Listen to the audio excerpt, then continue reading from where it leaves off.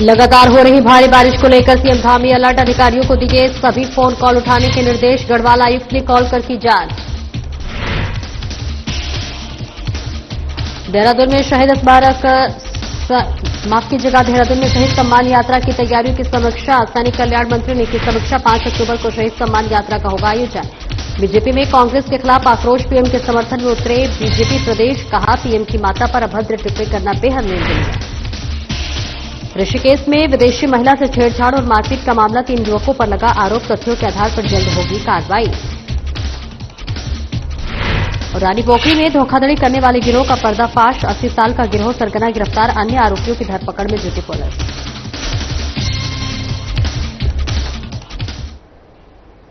नमस्कार, स्वागत है आपका। मैं हूं आपके साथ सपना दीपक मदेशिया। बुलेटिन का आगाज करेंगे। सैनिक कल्याण मंत्री गणेश जोशी ने सैनिक कल्याण विभाग के अधिकारियों के साथ अक्टूबर माह में आयोजित होने वाली शहीद सम्मान यात्रा की तैयारियों की समीक्षा की।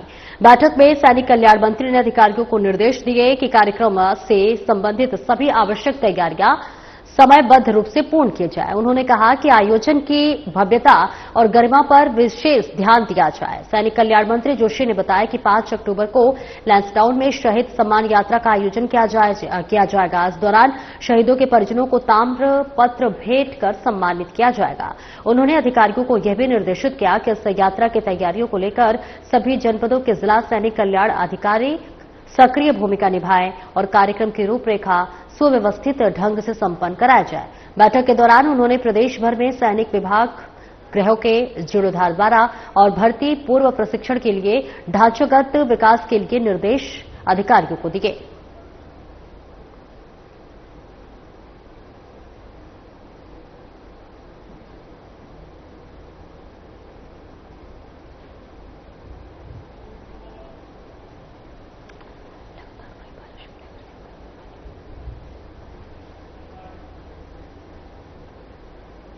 अगली खबर पौड़ी से है, जहां लगातार हो रही बारिश को लेकर मुख्यमंत्री पुष्कर सिंह धामी अब अलर्ट मोड पर नजर आ रहे हैं। जी हां, अधिकारियों को दिए सभी कॉल फोन उठाने के निर्देश। जहां गढ़वाल आयुक्त विनय शंकर पांडेय ने अधिकारियों को कॉल कर की जांच। वन विभाग के एक रेंजर को किया फोन रिसीव न करने पर गढ़वाल आयुक्त का फूटा गुस्सा। दूसरे नंबर से कॉल करने पर अधिकारी ने उठाया फोन। गढ़वाल आयुक्त ने अधिकारी को लगाई फटकार। कॉल रिसीव न करना बेहद गैर जिम्मेदाराना रवैया। गढ़वाल आयुक्त ने कहा भविष्य में ऐसी लापरवाही नहीं की जाएगी बर्दाश्त। आपदा जैसे हालात में जनता की हर समस्या को तुरंत करे समाधान। जनता के साथ खड़ा रहना प्रशासन की पहली और सबसे बड़ी जिम्मेदारी।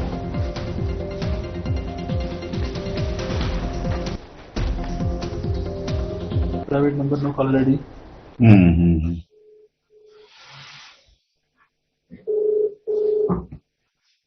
आपके द्वारा डायल किया गया नंबर अभी व्यस्त है। कोई बात नहीं, हो सकता है कोई काम कर रहा हूं। अब दूसरे एक बार फिर ट्राई कर लेते हैं।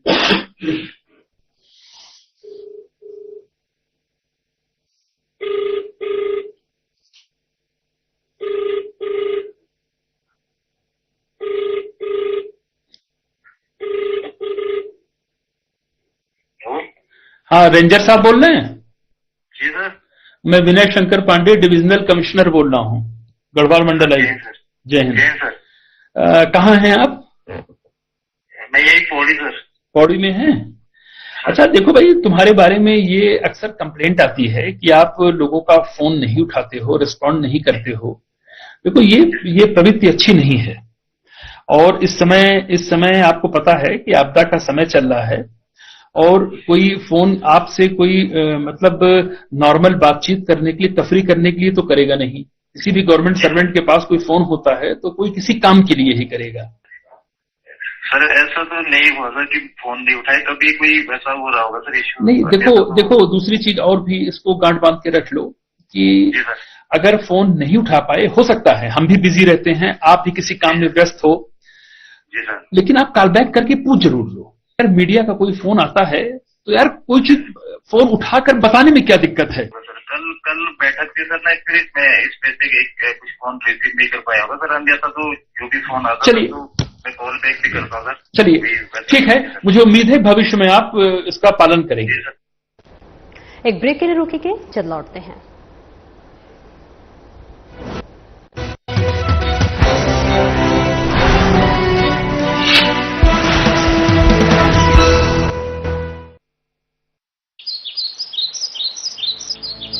उत्तराखंड, जहां हर सुबह शुरू होती है योग से। राज्य को योग व वेलनेस की वैश्विक राजधानी बनाने के लिए उत्तराखंड कैबिनेट ने देश की पहली योग नीति 2025 को दे दी है मंजूरी।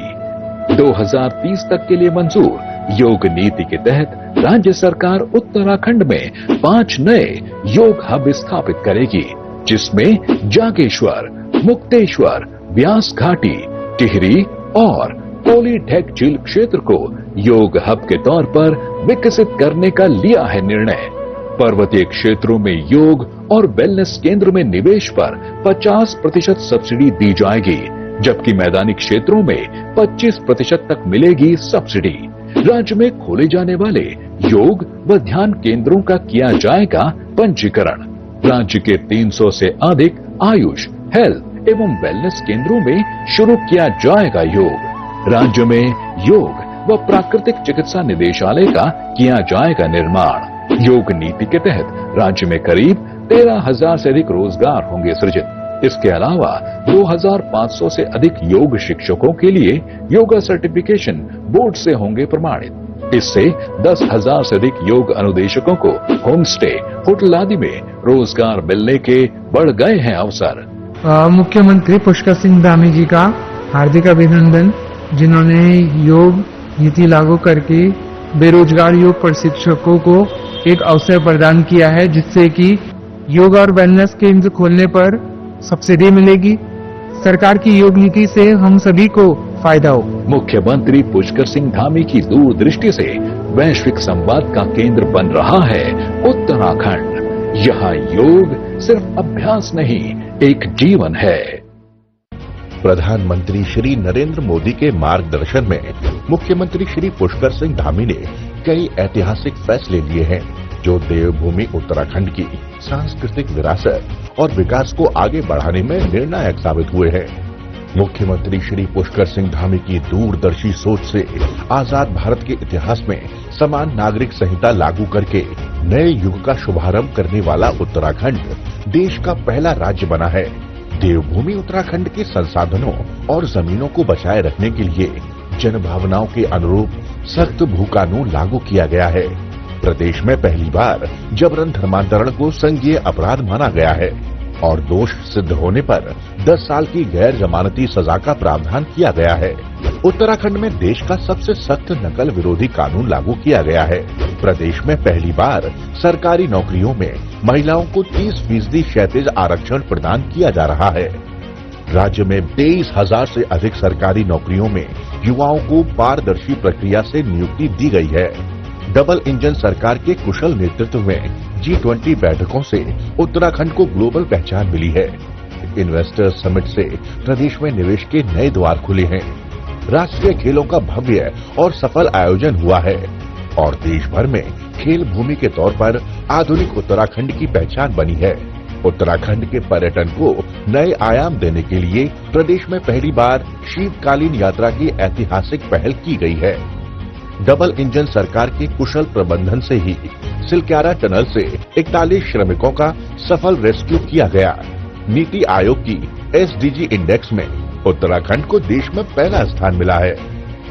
मजबूत संकल्प और कुशल नेतृत्व से बढ़ा है देवभूमि का मान, बनी है समृद्ध, सशक्त और आत्मनिर्भर उत्तराखंड की पहचान।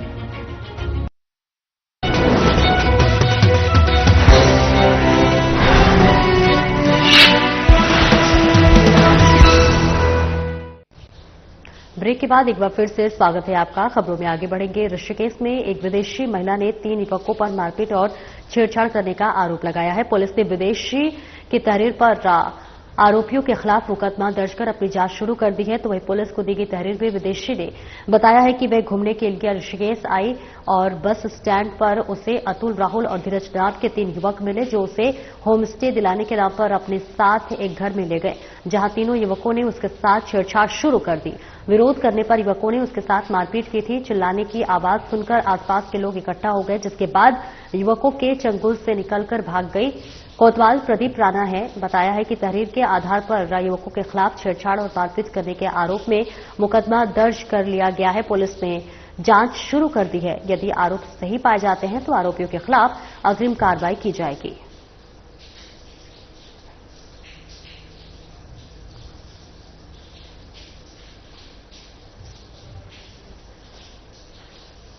ऋषिकेश मुनिकीरेती और स्वर्गाश्रम क्षेत्र में पर्यटक किराए पर दोपहिया वाहन लेकर धड़ल्ले से ट्रैफिक नियमों की धज्जियां उड़ा रहे हैं, जिसका खामियाजा किराए पर दोपहिया वाहन देने वाले संचालक चालान के रूप में जुर्माना भरकर भुगत रहे हैं।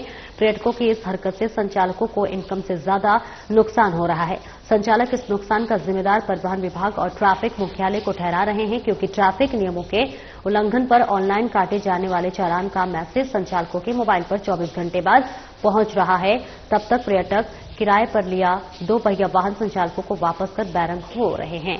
ऐसी स्थिति में संचालकों को ही चालान का जुर्माना अपनी जेब से भरना पड़ रहा है। स्वर्गाश्रम में दोपहिया वाहन किराए पर देने वाले अंकित गुप्ता ने बताया कि स्कूटी का किराया 400 रुपए एक दिन का मिलता है और चालान का जुर्माना 1 से 2,000 रुपए भुगतना पड़ रहा है। समस्या के समाधान के लिए दोपहिया वाहन किराए पर देने वाले सभी संचालकों ने मिलकर मुख्यमंत्री को एक ज्ञापन भेजा है, जिसमें चालान काटने पर मैसेज तत्काल भेजे जाने के निर्देश परिवहन विभाग और ट्रैफिक मुख्यालय को देने की मांग की गई है।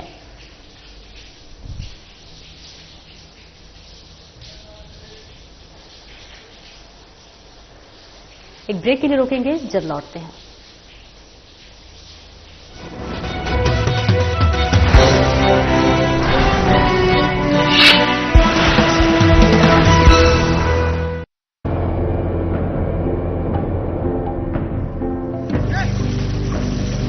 कभी पानी की कमी से सूखते उत्तराखंड के इन खेतों में अब लहलहा रही हैं फसलें।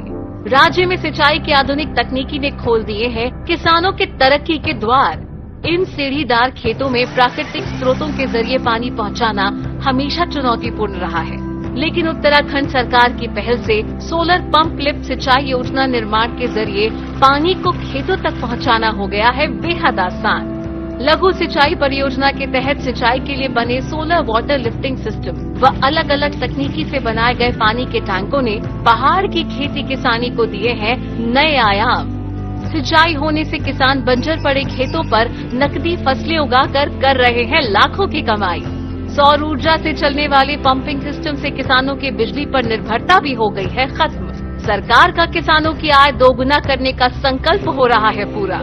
हमारे गांव में सोलर लिफ्टिंग पंपिंग योजना शुरू की गई, जहां पर हमारे समस्त गांववासी पुरानी खेती झंगोरा मंडवा और गेहूं मक्की उस पे निर्भर थे। आज इस सोलर पंप लगने से पूरे गांव में सिंचाई पर्याप्त रूप से हुई और हमने यहां पर नकदी फसलों का कार्य शुरू किया, जहां पर हमने शिमला मिर्च, बीन्स और टमाटर लगाने शुरू करे। जिन खेतों पे कुछ नहीं होता था, आज वहां पर नकदी फसलें बहुत अच्छी हो रही है और बहुत अच्छा दाम कमाया। पूरे गांव वालों को बहुत बड़ा फायदा मिला। अब तक सोलर पंप सिस्टम के तहत राज्य भर में 497 जियो और आरसीसी टैंकों का किया गया है निर्माण। स्थानीय संसाधनों के सतत प्रबंधन से उत्पादकता और ग्रामीण समुदाय की आय में वृद्धि करने के लिए प्रतिबद्ध है उत्तराखंड सरकार। सौर ऊर्जा से समृद्ध किसान, समृद्ध प्रदेश। उत्तराखंड, जहां हर सुबह शुरू होती है योग से। राज्य को योग व वेलनेस की वैश्विक राजधानी बनाने के लिए उत्तराखंड कैबिनेट ने देश की पहली योग नीति 2025 को दे दी है मंजूरी। 2030 तक के लिए मंजूर योग नीति के तहत राज्य सरकार उत्तराखंड में 5 नए योग हब स्थापित करेगी, जिसमें जागेश्वर, मुक्तेश्वर, व्यास घाटी, टिहरी और पोलीढेक झील क्षेत्र को योग हब के तौर पर विकसित करने का लिया है निर्णय। पर्वतीय क्षेत्रों में योग और वेलनेस केंद्र में निवेश पर 50% सब्सिडी दी जाएगी, जबकि मैदानी क्षेत्रों में 25% तक मिलेगी सब्सिडी। राज्य में खोले जाने वाले योग व ध्यान केंद्रों का किया जाएगा पंजीकरण। राज्य के 300 से अधिक आयुष, हेल्थ एवं वेलनेस केंद्रों में शुरू किया जाएगा योग। राज्य में योग व प्राकृतिक चिकित्सा निदेशालय का किया जाएगा निर्माण। योग नीति के तहत राज्य में करीब 13,000 से अधिक रोजगार होंगे सृजित। इसके अलावा 2500 से अधिक योग शिक्षकों के लिए योगा सर्टिफिकेशन बोर्ड से होंगे प्रमाणित। इससे 10,000 से अधिक योग अनुदेशकों को होम स्टे, होटल आदि में रोजगार मिलने के बढ़ गए हैं अवसर। मुख्यमंत्री पुष्कर सिंह धामी जी का हार्दिक अभिनंदन, जिन्होंने योग नीति लागू करके बेरोजगार योग प्रशिक्षकों को एक अवसर प्रदान किया है, जिससे कि योग और वेलनेस केंद्र खोलने पर सब्सिडी मिलेगी। सरकार की योग नीति से हम सभी को फायदा हो। मुख्यमंत्री पुष्कर सिंह धामी की दूरदृष्टि से वैश्विक संवाद का केंद्र बन रहा है उत्तराखंड। यहाँ योग सिर्फ अभ्यास नहीं, एक जीवन है।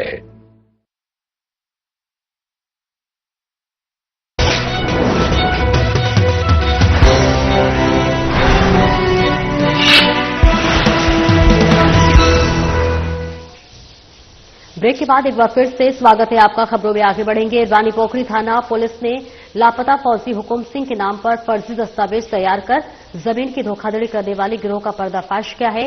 गिरोह के एक सदस्य को पुलिस ने गिरफ्तार कर जेल भेज दिया है, जिसकी उम्र 80 साल है। मामले में पुलिस ने अग्रिम जांच और कार्रवाई शुरू कर दी है। पुलिस कप्तान अजय सिंह ने बताया है कि जिस आरोपी को गिरफ्तार किया गया है उसकी पहचान बलवंत सिंह निवासी प्रेमनगर देहरादून के रूप में हुई है। आरोपी ने फर्जी फौजी बनकर जमीन का फर्जीवाड़ा किया है और ये अपने गिरोह का सरगना है। पुलिस कप्तान ने बताया कि रानी पोखरी थाना प्रभारी विकेंद्र कुमार को राजेंद्र सिंह ने तहरीर देकर बताया था कि उनके रिश्तेदार और लापता फौजी की जमीन के साथ फर्जी दस्तावेज बनाकर धोखाधड़ी की गई है। शिकायत के आधार पर पुलिस ने मामले में 3 आरोपियों के खिलाफ नामजद मुकदमा दर्ज कर सरगना को गिरफ्तार करने में सफलता हासिल की है। नामजद अन्य आरोपियों की भी तलाश की जा रही है। पुलिस ने लोगों को अपनी जमीनों का समय समय पर ख्याल रखने की अपील भी की है।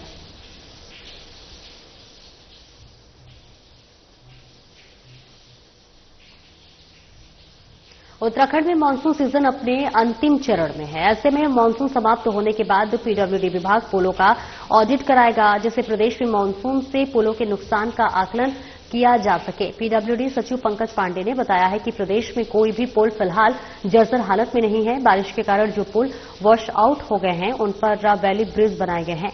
बारिश के बाद पुलों की सुरक्षा ऑडिट के तहत पुलों के नुकसान और उसकी हालत का आकलन किया जाएगा।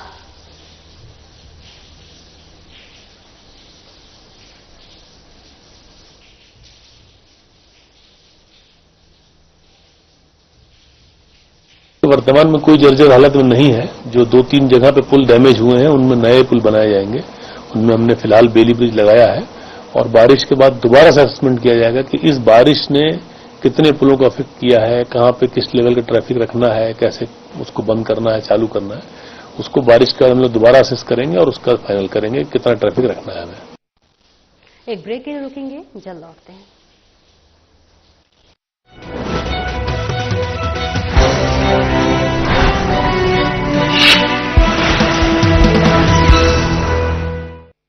प्रधानमंत्री श्री नरेंद्र मोदी के मार्गदर्शन में मुख्यमंत्री श्री पुष्कर सिंह धामी ने कई ऐतिहासिक फैसले लिए हैं, जो देवभूमि उत्तराखंड की सांस्कृतिक विरासत और विकास को आगे बढ़ाने में निर्णायक साबित हुए हैं।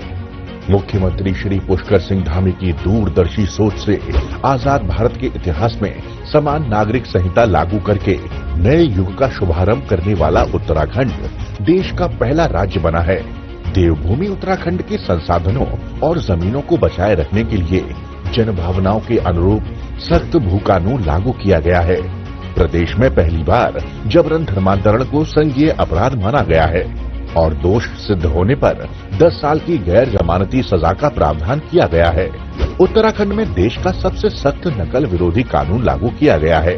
प्रदेश में पहली बार सरकारी नौकरियों में महिलाओं को 30% क्षैतिज आरक्षण प्रदान किया जा रहा है। राज्य में 23,000 से अधिक सरकारी नौकरियों में युवाओं को पारदर्शी प्रक्रिया से नियुक्ति दी गई है। डबल इंजन सरकार के कुशल नेतृत्व में G20 बैठकों से उत्तराखंड को ग्लोबल पहचान मिली है। इन्वेस्टर्स समिट से प्रदेश में निवेश के नए द्वार खुले हैं। राष्ट्रीय खेलों का भव्य और सफल आयोजन हुआ है और देश भर में खेल भूमि के तौर पर आधुनिक उत्तराखंड की पहचान बनी है। उत्तराखंड के पर्यटन को नए आयाम देने के लिए प्रदेश में पहली बार शीतकालीन यात्रा की ऐतिहासिक पहल की गई है। डबल इंजन सरकार के कुशल प्रबंधन से ही सिलक्यारा टनल से 41 श्रमिकों का सफल रेस्क्यू किया गया। नीति आयोग की SDG इंडेक्स में उत्तराखंड को देश में पहला स्थान मिला है।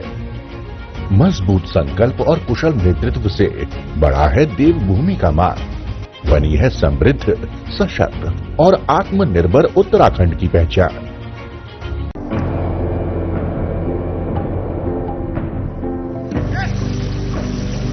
कभी पानी की कमी से सूखते उत्तराखंड के इन खेतों में अब लहलहा रही हैं फसलें। राज्य में सिंचाई की आधुनिक तकनीकी ने खोल दिए हैं किसानों के तरक्की के द्वार। इन सीढ़ीदार खेतों में प्राकृतिक स्रोतों के जरिए पानी पहुंचाना हमेशा चुनौतीपूर्ण रहा है, लेकिन उत्तराखंड सरकार की पहल से सोलर पंप लिफ्ट सिंचाई योजना निर्माण के जरिए पानी को खेतों तक पहुंचाना हो गया है बेहद आसान। लघु सिंचाई परियोजना के तहत सिंचाई के लिए बने सोलर वाटर लिफ्टिंग सिस्टम व अलग अलग तकनीकी से बनाए गए पानी के टैंकों ने पहाड़ की खेती किसानी को दिए हैं नए आयाम। सिंचाई होने से किसान बंजर पड़े खेतों पर नकदी फसलें उगाकर कर रहे हैं लाखों की कमाई। सौर ऊर्जा से चलने वाले पंपिंग सिस्टम से किसानों की बिजली पर निर्भरता भी हो गई है खत्म। सरकार का किसानों की आय दोगुना करने का संकल्प हो रहा है पूरा। हमारे गांव में सोलर लिफ्टिंग पंपिंग योजना शुरू की गई, जहां पर हमारे समस्त गांववासी पुरानी खेती झंगोरा मंडवा और गेहूं मक्की उस पे निर्भर थे। आज इस सोलर पंप लगने से पूरे गांव में सिंचाई पर्याप्त रूप से हुई और हमने यहां पर नकदी फसलों का कार्य शुरू किया, जहां पर हमने शिमला मिर्च, बीन्स और टमाटर लगाने शुरू करे। जिन खेतों पे कुछ नहीं होता था, आज वहां पर नकदी फसलें बहुत अच्छी हो रही है और बहुत अच्छा दाम कमाया। पूरे गांव वालों को बहुत बड़ा फायदा मिला। अब तक सोलर पंप सिस्टम के तहत राज्य भर में 497 जियो और RCC टैंकों का किया गया है निर्माण। स्थानीय संसाधनों के सतत प्रबंधन से उत्पादकता और ग्रामीण समुदाय की आय में वृद्धि करने के लिए प्रतिबद्ध है उत्तराखंड सरकार। सौर ऊर्जा से समृद्ध किसान, समृद्ध प्रदेश।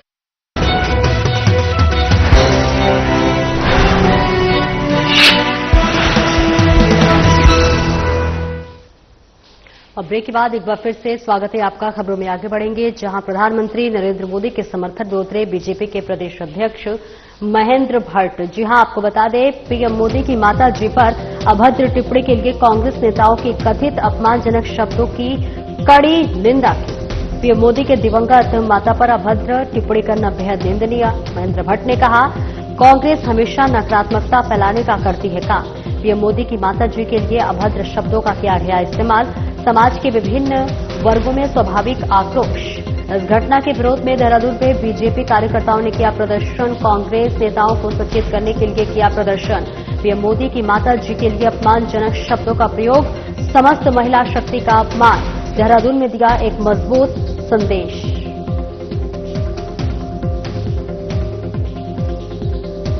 तो देखिए, तस्वीरें भी आपको दिखा रहे हैं, जहां आप जानते हैं लगातार देश भर में प्रधानमंत्री नरेंद्र मोदी के माता जी का जिस तरह से अपमान किया गया, अपमानजनक शब्दों का प्रयोग किया गया रैली के दौरान, जिसके बाद से लगातार इस पर बयानबाजी इस वक्त किया जा रहा है। जिस मंच से जो है पीएम मोदी के माता जी का अपमान किया गया, वो मंच इंडिया गठबंधन के मंच के जरिए किया गया, जिसके बाद लगातार बीजेपी माफी मांगने के लिए भी इस वक्त दबाव डाल रही है। इसके साथ ही साथ देश भर में आक्रोश भी है। किस तरह से एक महिला का अपमान, एक मां का अपमान जो कि इस दुनिया में नहीं है, बेहद ही निंदनीय। और देखिए, इस पर अब बीजेपी के प्रदेश अध्यक्ष महेंद्र भट्ट का भी बयान सामने आया है, जिसमें उन्होंने निंदा की है, इस तरह के शब्द का प्रयोग न करने की चेतावनी दी है। और इसके साथ ही साथ आपको बता दें कि पीएम मोदी के समर्थन में अब उतरते हुए नजर आ रहे हैं। पीएम मोदी की माता जी पर अभद्र टिप्पणी के लिए कांग्रेस नेताओं की कथित अपमानजनक शब्दों की कड़ी निंदा भी उन्होंने की।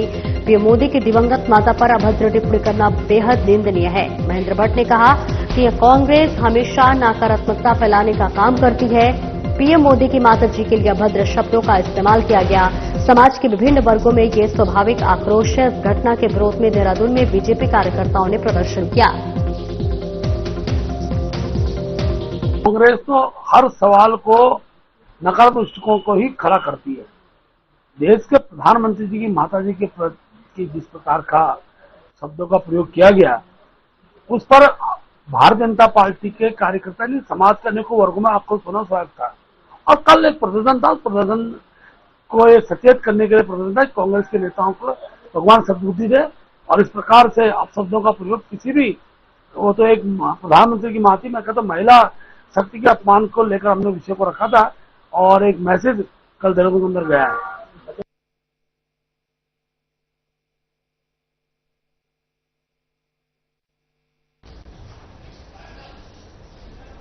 फिलहाल इस बुलेटिन में इतना ही। नमस्कार।